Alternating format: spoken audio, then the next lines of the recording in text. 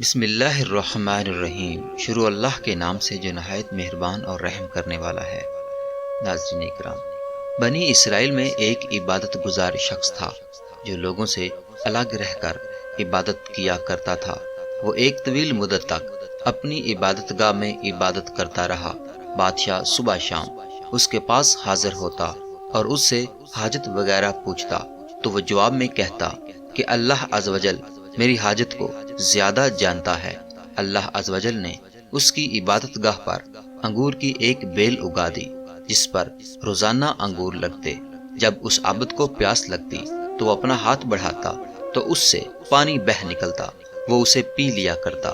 کچھ عرصے کے بعد مغرب کے وقت ایک حسین و جمیل عورت اس عبد کے قریب سے گزری تو اسے پکارنے لگی، اے اللہ عز و جل کے بندے۔ عبد نے جواب میں لبیک کہا تو عورت نے پوچھا، کیا تجھے تیرا رب دیکھ رہا ہے؟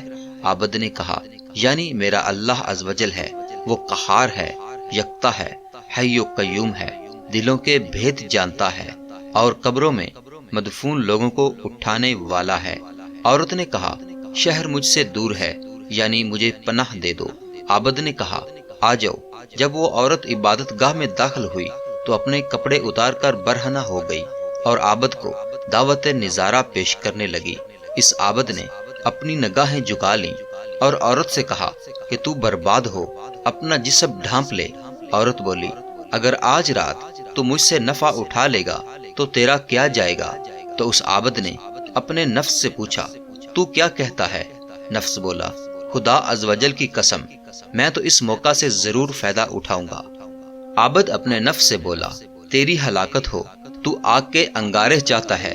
کیا تو نہیں جانتا زانی کی بخشش نہیں ہوگی؟ مجھے اندیشہ ہے کہ اللہ عز و جل تجھ پر ایسا غضب فرمائے گا کہ پھر کبھی تجھ سے راضی نہ ہوگا۔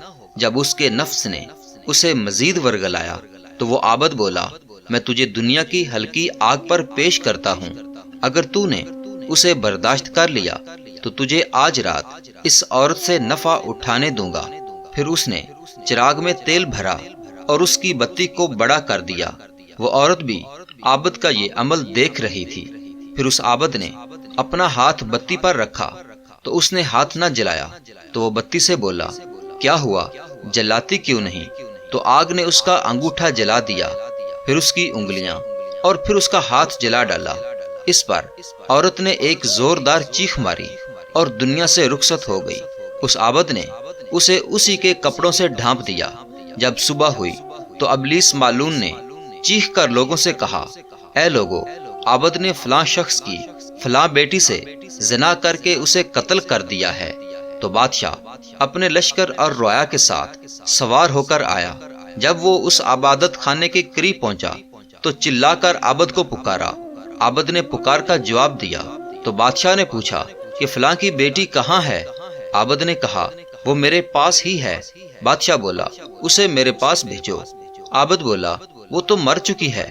بادشاہ بولا، جب وہ زنا پر راضی نہ ہوئی تو نے اسے قتل کر دیا۔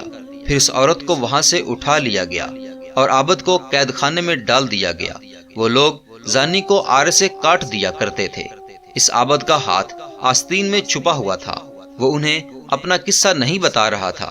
پھر اس کے سر پر آرا رکھ دیا گیا اور جلادوں سے کہا گیا کہ آرا چلاؤ، تو انہوں نے آرا چلا دیا۔ جب آرا اس کے دماغ تک پہنچا تو اس کے منہ سے آہ نکلی۔ تو اللہ عز و جل نے جبرائیل علیہ السلام کو بھیجا، اس سے کہو کہ یہ کچھ نہ بولے، میں اسے دیکھ رہا ہوں۔ میرا عرش اٹھانے والے اور آسمانوں کے مکین فرشتے رو رہے ہیں۔ مجھے اپنی عزت و جلال کی قسم، اگر اس نے دوسری مرتبہ آہ نکالی تو میں آسمانوں کو زمین پر گرا دوں گا۔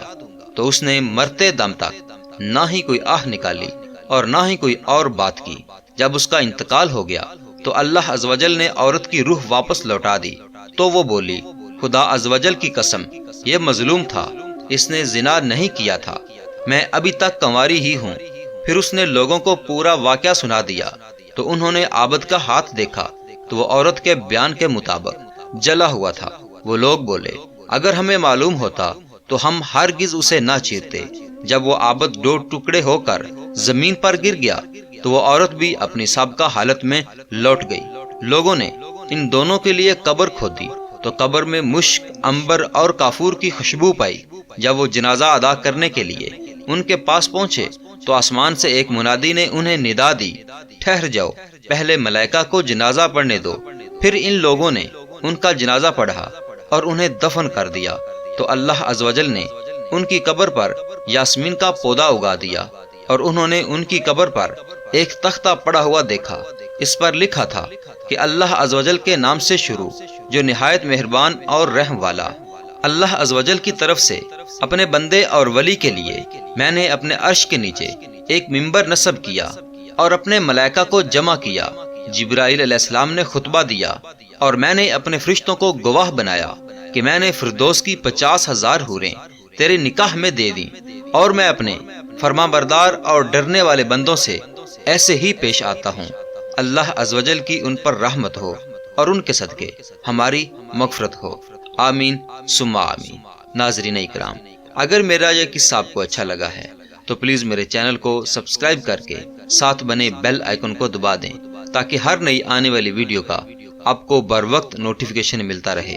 اللہ تعالی ہم سب کا حامی و ناصر ہو۔